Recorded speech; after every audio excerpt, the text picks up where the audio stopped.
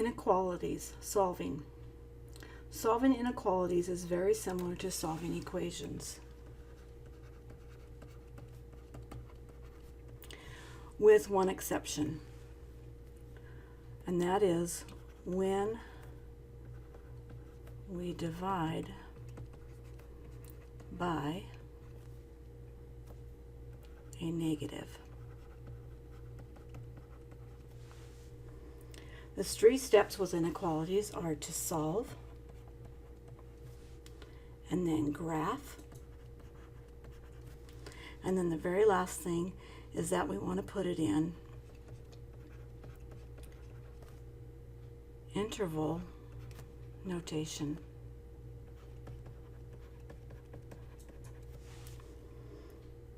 So let's do that.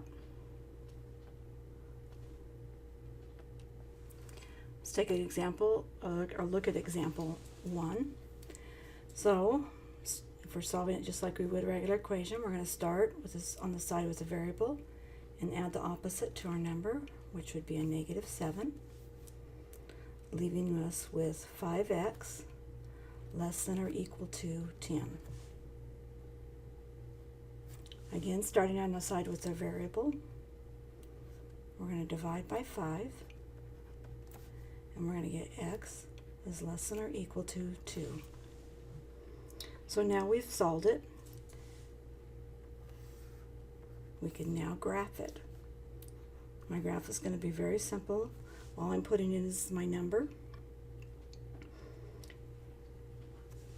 We have an equal on this, so we want to use a closed dot at 2. And our equation says that x is less than or equal to 2. So that means I'm going to go towards negative infinity, which is to the left, and I'm going to draw a line from my 2 to the end of my graph at negative infinity. So that's my graph. Now, to put in my interval notation, I know that I'm going to be from negative infinity to 2. Infinity always has a parenthesis around it, and our closed dot is always a bracket. So our interval notation looks like a parenthesis, negative infinity, comma 2, bracket. Let's take a look at our second example. This one's a little more complex. So we're going to distribute our 3 through. So we're going to get 3x plus 24 plus 2 greater than 5x minus 20. Combine our like terms. I get 3x plus 26 is greater than 5x minus 20. I tend to always start on the right hand side when I have variables on both sides, and I'll add the opposite to my variable.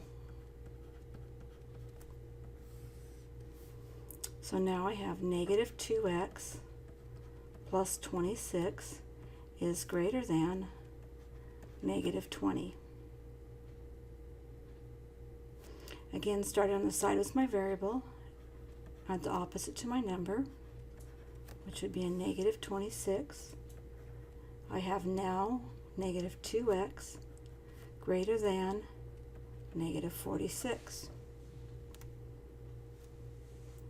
So now we're going to be dividing by a negative 2. This was our one exception when working with inequalities compared to working with an equation. Because I have a negative that we're dividing by, our inequality has to flip, or in other words change directions, in order to still have a true statement. So our answer here is going to be x is less than a positive 23. Notice the inequalities change directions. You need to do this every time you divide by a negative. Now to get our graph,